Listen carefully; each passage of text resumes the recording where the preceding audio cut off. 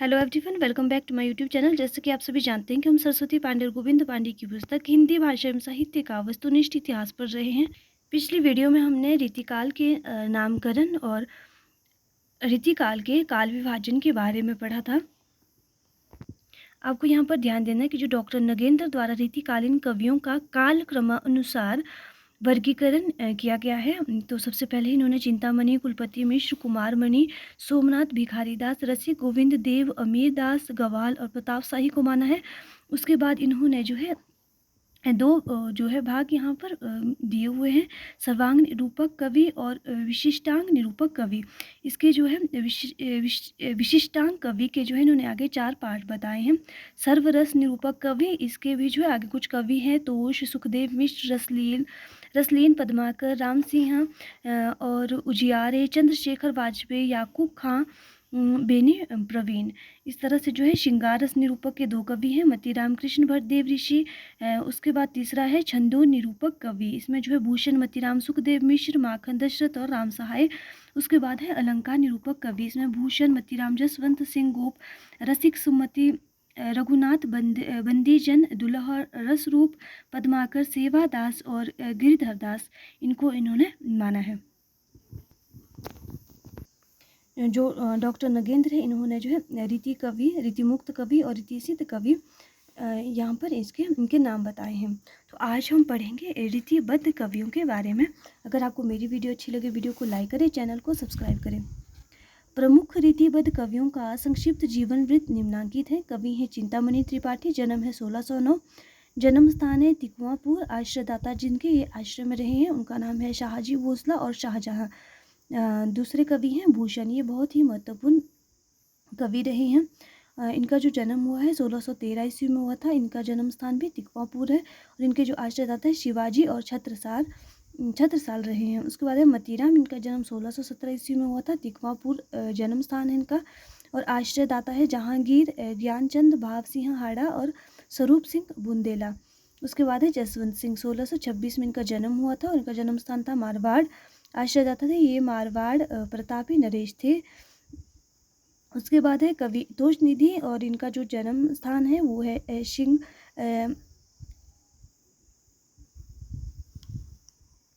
सिंहवेरपुर। और उसके बाद है नेक्स्ट कवि है कुलपति मिश्र और इनका जो जन्म स्थान है वो है आगरा। इनके आश्रयदाता रहे हैं राम सिंह। उसके बाद है देव, इनका पूरा नाम था देवदत्त, जन्म 1673 ईस्वी और जन्म स्थान है इटावा। आश्रयदाता थे आजम शाह, भवानी दत्त, वैश्य, कुशल सिंह, सेठ भोगीलाल और उद्धोत सिंह और सुजान मणि अली अकबर खान। आचार्य रामचंद्र शुक्ल ने चिंतामणि त्रिपाठी को रीति काव्य का प्रवर्तक माना है, बहुत ही महत्वपूर्ण है। आपको याद रखना है कि जो आचार्य रामचंद्र शुक्ल ने चिंतामणि त्रिपाठी को रीति काव्य का प्रवर्तक माना है।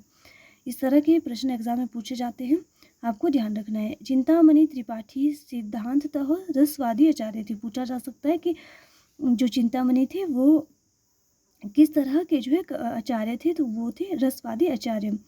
चिंतामणि त्रिपाठी के सहोदर मतीराम, भूषण और जटाशंकर त्रिपाठी थे। भूषण वीर रस के कवि हैं। चित्रकूट के सोलंकी राजा रुद्र ने इन्हें कवि भूषण की उपाधि दी थी। ये भी महत्वपूर्ण है कि भूषण किस रस के कवि हैं, तो ये वीर रस के कवि हैं। और जो चित्रकूट के सोलंकी राजा रुद्र ने इन्हें जो है कवि भूषण की उपाधि दी थी, ये भी महत्वपूर्ण है, आपको याद रखना है। डॉक्टर गणपति चंद्र गुप्त ने भूषण का मूल नाम मतीराम, पतिराम या मनीराम बताया है। किसने बताया है? गणपति चंद्र गुप्त ने। इनका क्या नाम बताया है? पतिराम या मनीराम बताया है। आचार्य विश्वनाथ प्रसाद मिश्र ने इनका मूलतः घनश्याम बताया है, मूल नाम घनश्याम बताया है। महाराज छत्रसाल ने एक बार भूषण की पालकी को कंधा लगाया था। ये बहुत ही महत्वपूर्ण पंक्ति है। पूछा जा सकता है कि किसने जो है भूषण की पालकी को कंधा लगाया था, तो किसने लगाया था? छत्रसाल ने। जिस पर भूषण ने कहा था शिवा को बखानो छत्रसाल को, ये भी महत्वपूर्ण पंक्ति है। पूछा जा सकता है कि ये किसने कही या किसके लिए कही गई है, तो ये छत्रसाल के लिए कही गई है, भूषण जी के द्वारा। आचार्य रामचंद्र शुक्ल ने लिखा है, भूषण के वीर रस के उद्गार सारी जनता के हृदय की संपत्ति हुए शिवाजी और छत्रसाल की वीरता के वर्णनों को कोई कवियों की झूठी खुशामद नहीं कह सकता। ये भी महत्वपूर्ण है।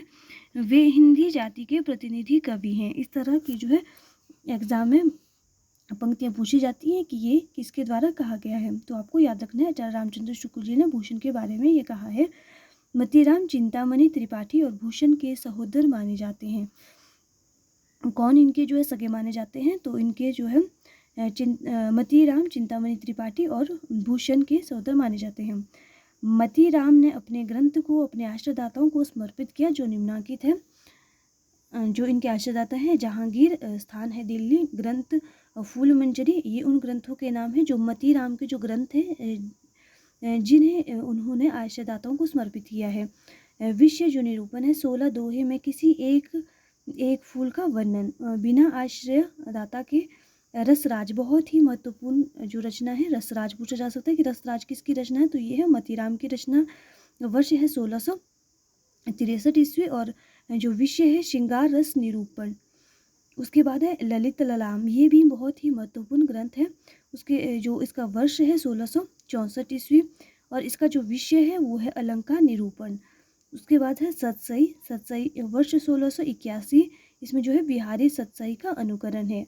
इस तरह से जो एग्जाम में प्रश्न पूछे जाते हैं कि रसराज का विषय निरूपण क्या है। तो आपको याद रखना है कि रसराज का है श्रृंगार रस और ललित ललाम का है अलंकार निरूपण, सतसई का है बिहारी सतसई का अनुकरण। उसके बाद अलंकार, ये भी बहुत महत्वपूर्ण ग्रंथ है अलंकार। उसके अलंकार पंचाशिका, ये भी महत्वपूर्ण है और इसमें जो है वर्ष 1690 ईस्वी, इसमें जो विषय निरूपण है वो है अलंकार निरूपण, याद रखना है।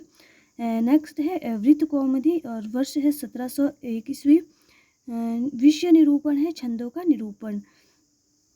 उसके बाद है साहित्य सार, जो इसका जो विषय निरूपण है नायिका भेद निरूपण।